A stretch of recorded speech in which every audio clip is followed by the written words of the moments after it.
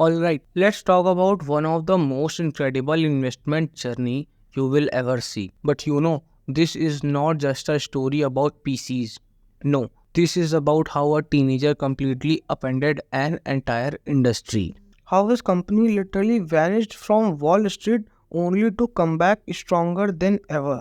And how it quietly became a pillar of the entire cloud era. Just look at the number for a second. If you had a foresight to put just 1000 bucks into a Dell's IPO way back in 1988, you could be looking at over $1.5 million today. That is just an absolutely staggering return on investment. So that's really a big question we are going to unpack here. How on earth did this happen? How did a company famous for being computer boxes manage to transform itself, go private, pull off a mega merger, and pivot so hard that it became a giant it is today? To get it, we have to start a very beginning, chapter 1, the rise of the disruptor. And believe me, this is a classic story that, and I mean this literally, starts in a university dorm room. I mean, the sheer audacity of this story is just incredible. Michael Dell was only 19 years old when he founded the company, and just 4 years later, by 1988, it went public with an $85 million valuation. That hypothetical $1,000 of yours, it would have bought you about 118 shares. Right here was Dell's secret sauce. See, the rest of industry was stuck in this old model with retailers and warehouses. Dell came along and built a revolution on a simple idea: sell directly to consumers. No warehouses full of dusty, unsold computers. Everything was made to order, and those savings were passed right on to you, the buyer. It was absolutely genius. And that model worked. Oh boy, did it work? Dell just grew faster than the giants of the time. Compaq, IBM, HP, and within a single decade, it was not some scrappy startup anymore.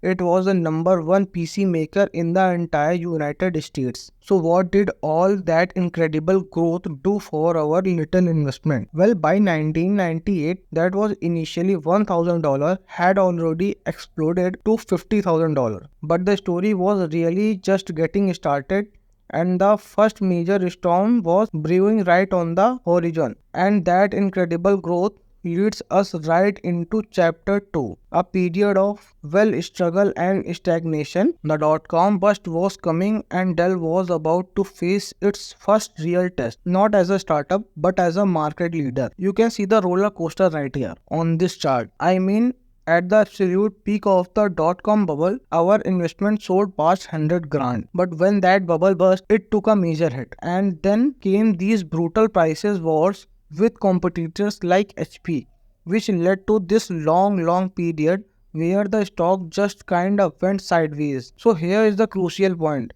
Dell was not the scrappy underdog anymore. It was now the big guy, the incumbent. And with that scale came a whole new set of problems. Margins were shrinking, growth was slowing down, and it really seemed like the company had lost its innovative spark. Something big had to change. And that brings us to maybe the most dramatic turning point in this entire story. Chapter 3, the Grand Reinvention. Michael Dell was about to make a move that would totally shock the tech world. $24 billion.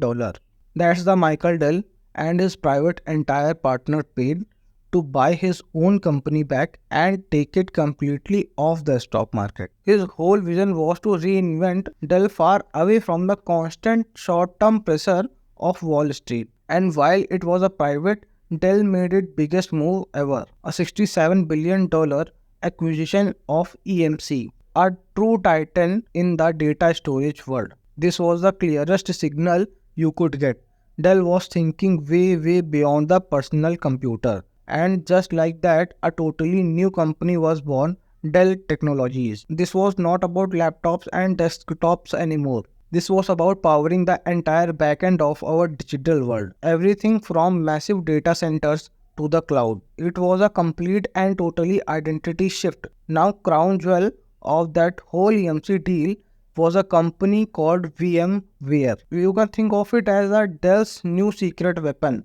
It is a software that lets huge companies modernize their old, clunky IT systems, making them super efficient and ready for the cloud. It was absolute pivotal. Okay, so after years of rebuilding behind the scenes, it was a time for the chapter 4, the return of Gyan.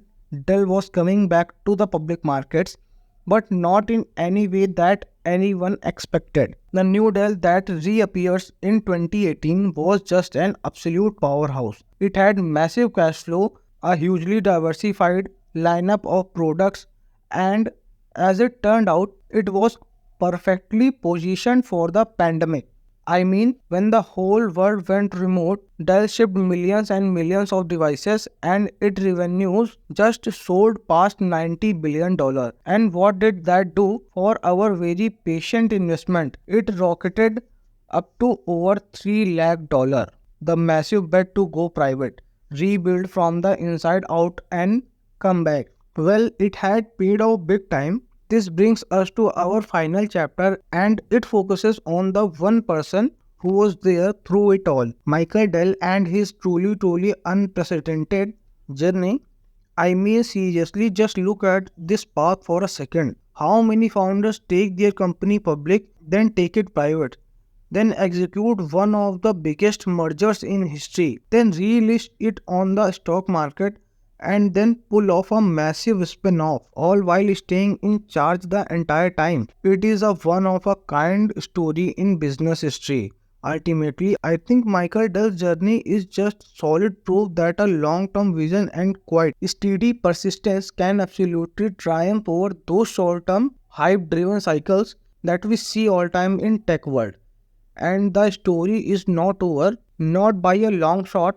Today, Dell is a key player in the next massive technological shift, working with companies like Nvidia to provide the essential data center gear that is literally powering the AI revolution. That brings us right back to where we started.